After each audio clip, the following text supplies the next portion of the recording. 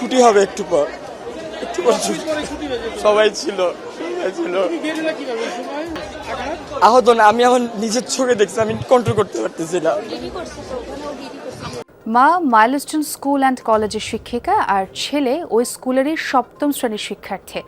ক্যাম্পাসে বিমান বিধ্বস্ত হওয়ার একটু আগে বাবা গিয়েছিল ছেলেকে আনতে। পরিবারের এই 3 জনই সৌভাগ্যক্রমে বেঁচে ফিরেছেন, তবে যমদূতকে খুব কাছ থেকে দেখেছেন তারা।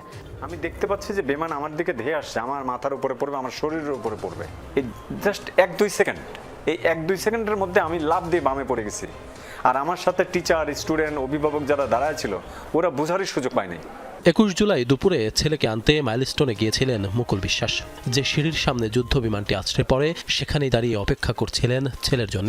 ঠিক সেই মুহূর্তে পেছনে ফিরে দেখতে পান আকাশ থেকে নেমে আসা বিমানটি তার দিকেই ধেয়ে আসছে। তো আমি যখন ক্লাসে উপস্থিত ছিলাম তখন একটা আওয়াজ হয়েছে, অনেক জোরে একটা আওয়াজ হয়েছে। পরে আমি আওয়াজ শুনেই আমি দৌড় দিয়েছি, দেখি প্রত্যেকটা ছেলে মেয়ে দৌড় দিতেছে।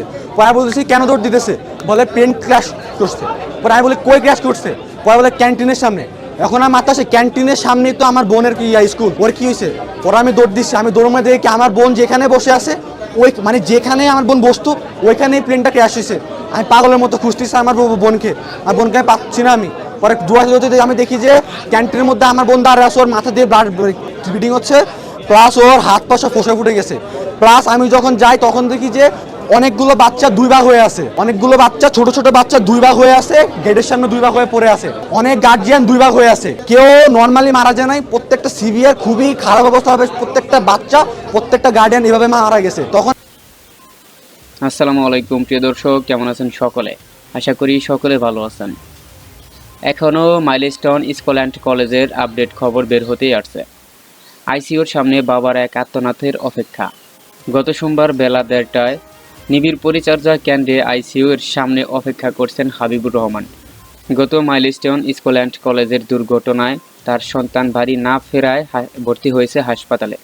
জাতীয় বর্ণ ও প্লাস্টিক সার্ভিস ইউনিটে শিশুটির আইসিইউর বেড নম্বর 16। ফাহাদের বয়স 18। সে উত্তরায় মাইলস্টোন স্কুলে পড়ত। তার দেহে 38% পড়ে গেছে। অপেক্ষারত হাবিবুর রহমানকে সান্ত্বনা দেওয়ায় কোনো ভাষা ছিল না। তার কাঁধে এই প্রতিবেদক হাত রেখে কিছুটা ক্ষোভের সঙ্গে তিনি বলতে থাকে, আপনারা কি দেশ বানালেন? সন্তানদের সব থেকে নিরাপদ জায়গা হচ্ছে তার বিদ্যালয়। সেখানে এমন করে আমার সন্তান দেহে ঝলসে গেল।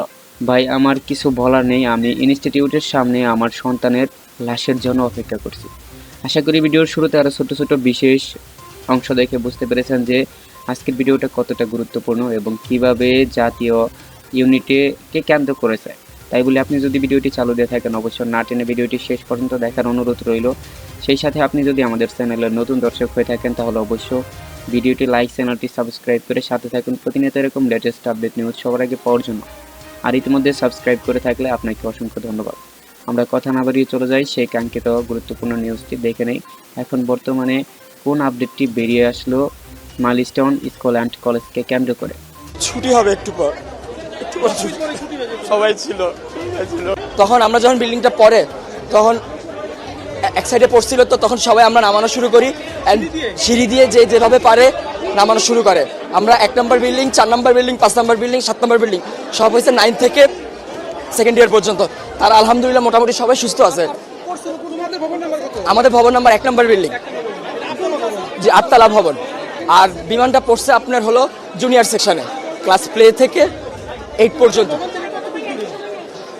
100 থেকে 150 মিটার হবে, খুব একটা না।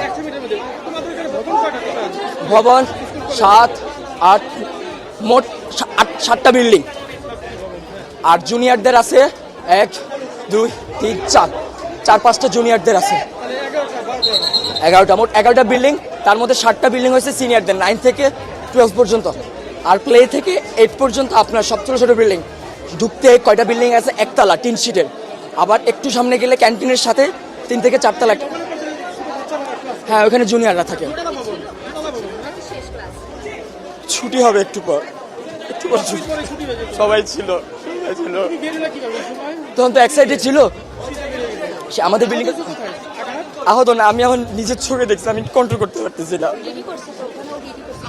মা মাইলস্টোন স্কুল অ্যান্ড কলেজের শিক্ষিকা আর ছেলে ওই স্কুলেরই সপ্তম শ্রেণীর শিক্ষার্থী। ক্যাম্পাসে বিমান বিধ্বস্ত হওয়ার একটু আগে বাবা গিয়েছিল ছেলেকে আনতে। পরিবারের এই তিনজনই সৌভাগ্যক্রমে বেঁচে ফিরেছেন। তবে যমদূতকে খুব কাছ থেকে দেখেছেন তারা। যমুনা টেলিভিশনকে ভয়াবহ সেই অভিজ্ঞতার কথা জানিয়েছে পরিবারটি। আশিক মাহমুদ জানাচ্ছেন বিস্তারিত, আর ছবি তুলেছেন পার্থ রায়। আমি দেখতে পাচ্ছি যে বিমান আমার দিকে ধেয়ে আসছে, আমার মাথার উপরে পড়বে, আমার শরীরের উপরে পড়বে। এই জাস্ট 1-2 সেকেন্ড, এই 1-2 সেকেন্ডের মধ্যে আমি লাফ দিয়ে বামে পড়ে গেছি। আর আমার সাথে টিচার, স্টুডেন্ট, অভিভাবক যারা দাঁড়ায় ছিল ওরা বোঝারই সুযোগ পায়নি। 21 জুলাই দুপুরে ছেলেকে আনতে মাইলস্টোনে গিয়েছিলেন মুকুল বিশ্বাস।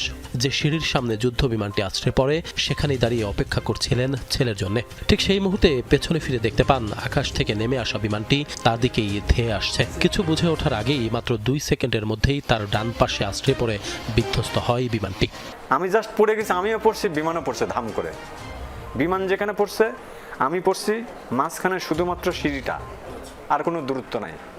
আর বিমানের যে শব্দ আমার শরীরের উপর দিয়ে গেছে, তো আমার মনে হচ্ছিল যে আমার শরীর অর্ধেক নাই, হ্যাঁ আমি মরে গেছি, শুধু আমার ব্রেনটা কাজ করছিল ওই সময় মনে হচ্ছিল। কিন্তু উঠেই যখন দাঁড়াতে পারছি তখন দেখি যে পুরো বিল্ডিংয়ে আগুন। পুরো বিল্ডিংয়ে আগুন মানে কি, ওই আগুনের মধ্যে আমার ছেলে, আরও অনেকের ছেলে মেয়ে, টিচাররা, অভিভাবকরা সবাই পুড়ছে, আমার ছেলেও তার মধ্যে একজন। আমার ছেলে পুড়ে যাচ্ছে আগুনে, আমি দেখতে পাচ্ছি। বিমান বিধ্বস্ত হওয়ার সময় এই ভবনের দোতলায় ছিলেন মুকুলের ছেলে সূর্য। স্কুলের ছুটির ঘণ্টা বাজার পর সূর্য সহ 5 শিক্ষার্থীকে ডিটেনশনে পাশের রুমে নিয়েছিল শিক্ষকরা। এতেই নতুন জীবন ফিরে পায় তারা। তবে ক্লাস 7-এর শ্রেণীকক্ষে থাকা বাকি সহপাঠীদের অনেকেই চলে গেছেন না ফেরার দেশে। যখনই ডিটেনশন রুমে ঢুকতে গেছি তখনই বিকট আওয়াজ, অনেক আওয়াজ, তারপরে এবং আগুন আসছিল। এটা দেখার পর হতবাক, কিন্তু তখন তো আর চিন্তা করার মতো সময় নেই। তো আমরা একটা ক্লাসরুমে ঢুকে একদম ওয়ালের সাথে ঘেঁষেছিলাম। তখন প্রচুর ভয় লেগেছে এবং চিল্লাচ্ছিলাম, প্রচুর গরম গা মনে হচ্ছে পুড়ে যাচ্ছে। তখন একটা জানালা ছিল, ওই জানালা দিয়ে নিঃশ্বাস নেওয়ার চেষ্টা করছিলাম, কারণ অনেক ধোঁয়া, ওই ধোঁয়াটা নিঃশ্বাস নিলে মনে হচ্ছিল যে ভিতরটা পুড়ে যাচ্ছে। সূর্য ও তার 4 বন্ধুকে উদ্ধারের একটি ভিডিও সামাজিক যোগাযোগ মাধ্যমে ভাইরাল হচ্ছে, যেখানে দেখা যায় সাদা শার্ট পরা নির্বিকার সূর্য ভবনের কার্নিশে দাঁড়িয়ে আল্লাহর দরবারে হাত তুলেছেন। পাশাপাশি যে বন্ধুরা বেশি দগ্ধ হয়েছে তাদের আগে নামতে সহায়তা করছেন। ওই গ্রিলের মধ্যে ভিতরে আস্তে আস্তে একজন একজন করে বের করতেছিল।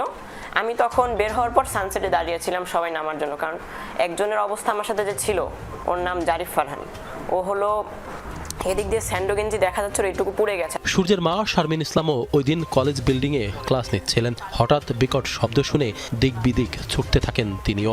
ভয়াবহ সেই স্মৃতি মনে উঠলেই টুকরে কেঁদে ওঠেন মাইলস্টোন কলেজের এই শিক্ষিকা। আমি মনে মনে এটাও ভাবছি যে অনেক স্টুডেন্ট তো এখানে বেরিয়ে আসছে আগুনে পোড়া। আমার বাচ্চাটাও যদি আগুনে পুড়ে যায় তাহলে তো ওদের মতোই আমার বাচ্চা, অনেক মায়ের কোল খালি হবে, আমারও কোল খালি হবে, এটুকুই মনে হচ্ছিল, আর কিছু না।